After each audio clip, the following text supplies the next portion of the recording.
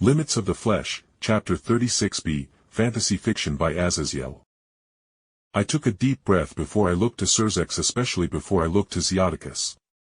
As you know, Lord Sirzechs I can manipulate flesh with a bit of skin contact, but no matter what, when I make skin contact with biomass of any sort, I sort of scan it to get an idea of what it consists of, I explained, and before either of them could cut me I got to the meat of the matter. Sir, you have been poisoned with some kind of highly toxic tiny tablets that have stuck themselves in your stomach lining so you cannot puke them out. They were designed to slowly seep into your body while the next issue takes place. What issue could be mentionable in the same sentence to my father being possibly lethally poisoned? Sirzechs growled as a weight hung on me as his control over his massive magical power slipped away for a moment before he reeled in his power, but his eyes still glowed with power of destruction. He has the devil's sleeping sickness. And it's not a genetic issue, thus it's out of my control even if I could actually wake him when he got into a coma.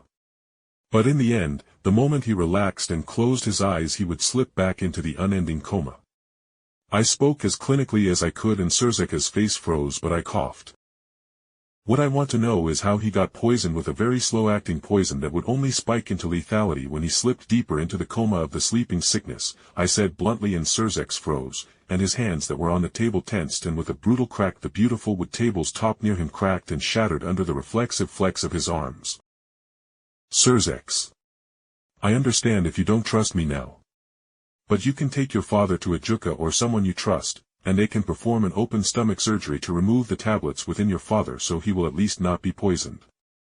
I said consolingly, and he nodded before his eyes locked onto me and flitted to his father. Jake, how easily could you take out the tablets and preserve them? He asked bluntly, and I almost snorted, as it would be easier than making a sandwich, honestly. In comparison to binding devil bloodlines to ordinary cows, removing the tablets will be child's play for me, I said bluntly, and Sirzechs turned in his seat to his father with an unspoken demand. You trust him with my life? Zeoticus asked his son, and after a moment Sirzechs nodded, but I saw a flash of bloodlust in his eyes as he obviously thought if I fucked up, he would erase me, and frankly I wouldn't blame him.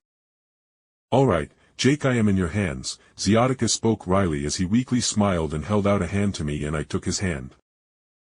Unbutton your shirt, I am going to extract it nice and easy, I said as I grew skin that matched Zeoticus's DNA around each tablet, and then almost like flesh-colored marbles they passed through Zeoticus's stomach area and bypassing the other organs as I carefully pushed them outside his body, with all the marbles dribbling off his body and onto a tray that Sirzechs laid out to catch them. I will turn these into a juka for analyses. I assume the tablets are within the skin balls? Sirzechs asked with a raised eyebrow at the lightly toned skin balls on the tray, and I nodded.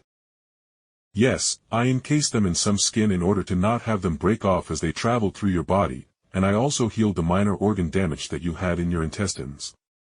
Yeah, that reason your stools had been having issues was the toxins, I said, trying to be clinical, and that cinched it as Zeoticus's face twisted as he realized that he had been poisoned for God knows how long. Jake, me and my father are going to discuss the family's next steps if he is truly coming down with the devil's sickness. So I asked Sirzechs spoke, but I cut him off. Wait, I said, holding up a hand. I might have a solution for the sleeping sickness, at least for your father, I spoke, and Sirzechs paused and took a deep breath. All right, go ahead then. He waved, and I began speaking how from what I had gathered from the devil's sickness that it was in fact not a physical sickness at all. It was the devil's soul all but collapsing due to various issues. But if we had the Longinus Sephiroth Graal, at best we could easily fix him. Or at worst, I could create him a new body, and the wielder could simply push his soul into the new body to buy him a couple more years for Rias to mature, as the devil's sickness would reset with the new body.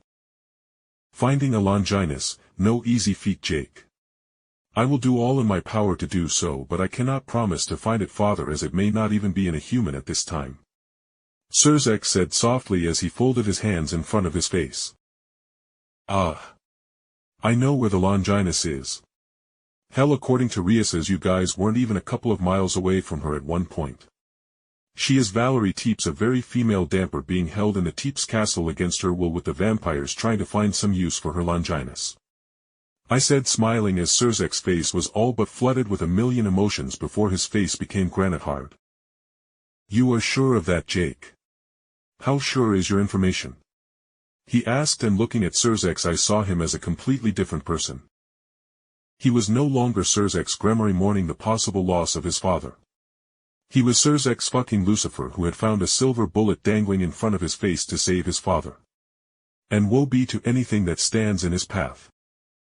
On my life, I swear that Valerie Teeps as of a year ago at least still had the Longinus, I spoke, and Sirzechs nodded coldly as he smiled with no emotion. Jake, thank you dearly for coming to dinner tonight. But I am afraid that I have a meeting to take care of. Please check my son and the rest of my family for another abnormality, as it were.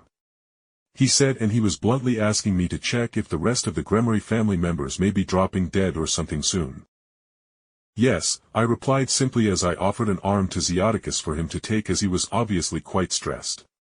Then as me and Zeoticus walked into the side room to enlighten the ladies of the Gremory clan on what had happened, Sirzechs walked out of the dining room alone before teleporting out of the underworld.